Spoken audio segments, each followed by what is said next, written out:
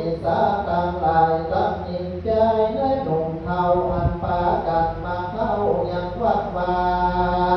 และอารามสถานงามความเกี่ยวทัตตินีวัดเกศเกี่ยวอารามตำบลเมืองผาทัตตินีได้พากันมานอบพร้อมใจกัน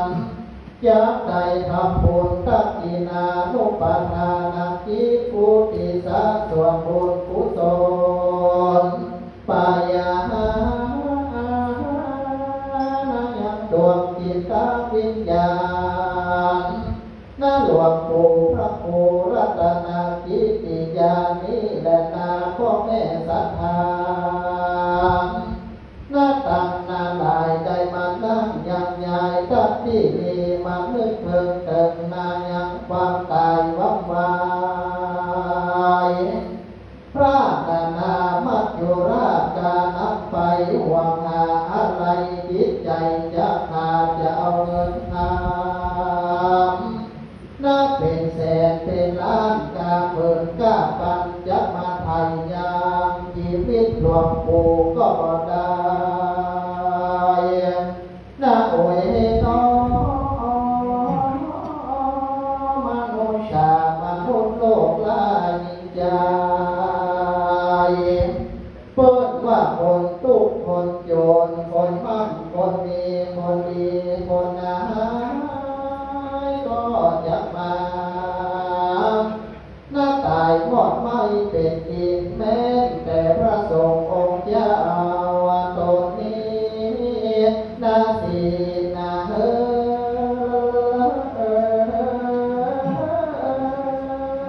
นาก็บ่อาจจะนาอยู่ใดยังนาต้องความงามโมลนา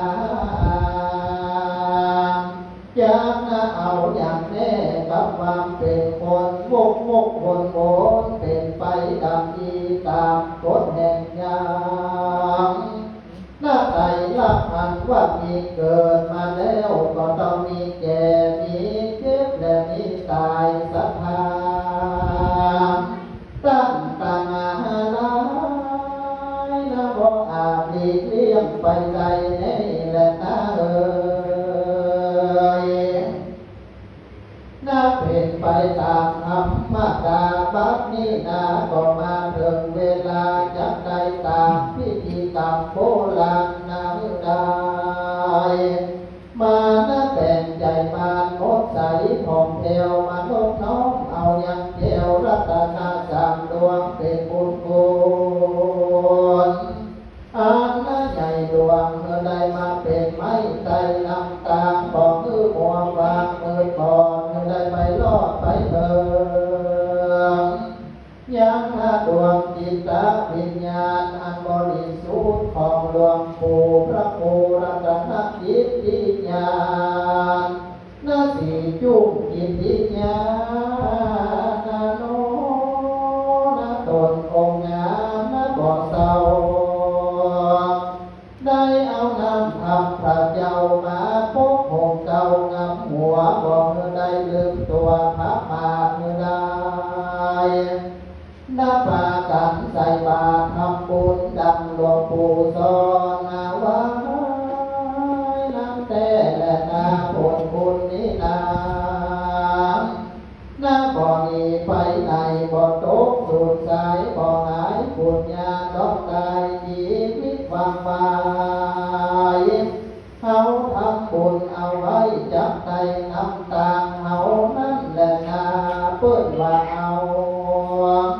น่าอยากไปบ่ได้สักอันนักขาดกาวไว้ว่ามือเอาความจริงยินบอกมีว่าโมดถ้าบ่โอดบอกการน่าแปลความสั้นๆมือสารตางบำบัดสุขทุกข์น่ายักเมียทำการสงเคราะห์คนผ่านทุกยากจากการเหลือจากนั้นเมื่อได้สร้างวัดสร้างวาสร้างสาธารณะประโยชน์ได้บางนักเกิดนี้แก่วัดวาอารามจากนาสัทธาทั้งหลายเกิดแก่เจ็บตายน่า เอ่ยอ่านมากันทุกวันก็การตายเป็นพญาโลกาตายเพราะจะลาแก่เท้า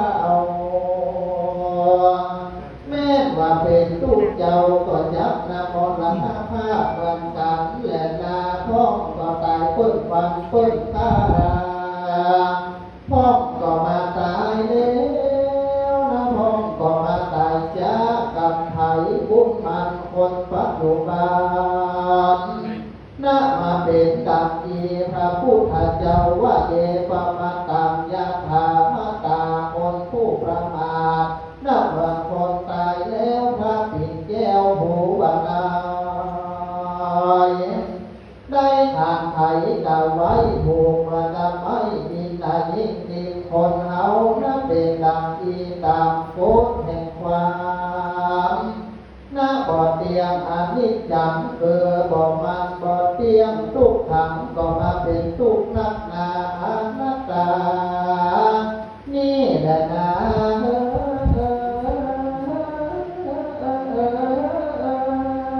นะมันบ่ใจตัวใจโตขอสัทธาผู้คนได้มาร่วมกันผงสัมเวที่ได้มานั่งฟังเทศน์ฟังธรรม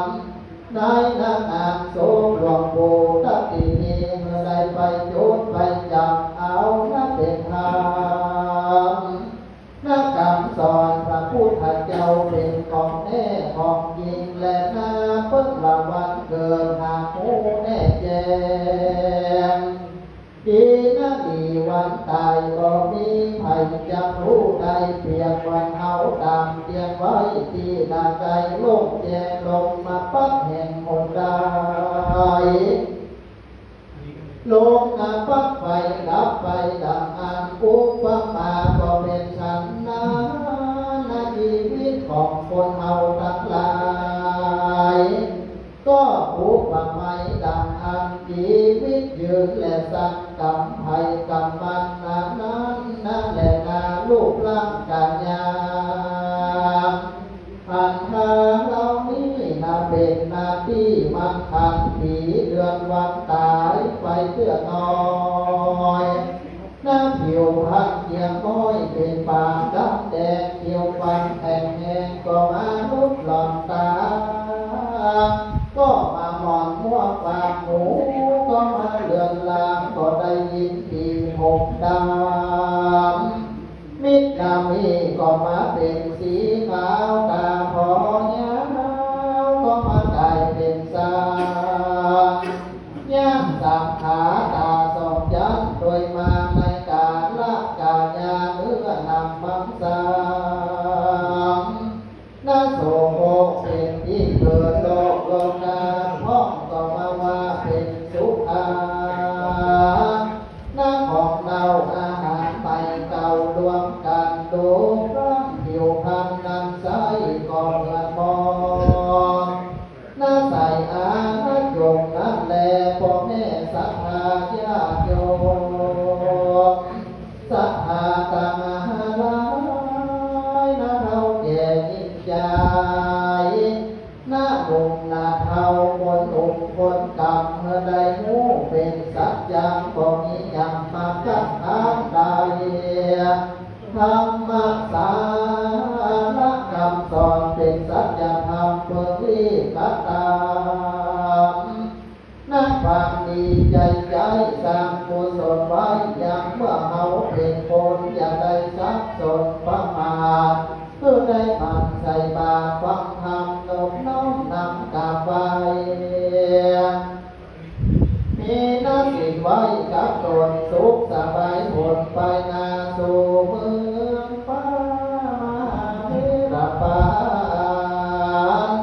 นั่นแต่แต่นาเป็นขัวสะพานสู่เลี้ยงแก้วสุขเลิศแล้วเมืองสวรรค์สุขนิรันดร์ญาตินี้และญาตินาพ่อแม่เจ้านาตั้งหน้าตั้งหลังตั้งหน้าตั้งใจฟังธรรมพอบ่อูบ่ตักนับนิ่งยืนเดินขอนะอวยพรศรัทธาตั้ง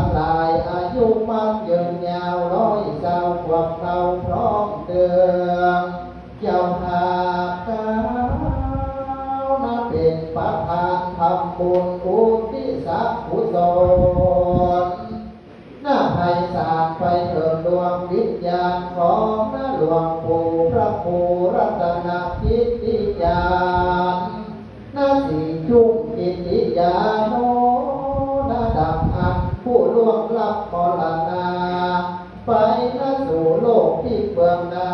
ขอนาดวงวิญญาณนาหลวงปู่ไปรอนาอยู่ทารับปัตตาอนุโมทนาลูกหลานศรัทธาทั้งหลายที่ได้เป็นตามไปนั้นจงยับมีเตี้ยมแต่อีแดงเดินอีเจ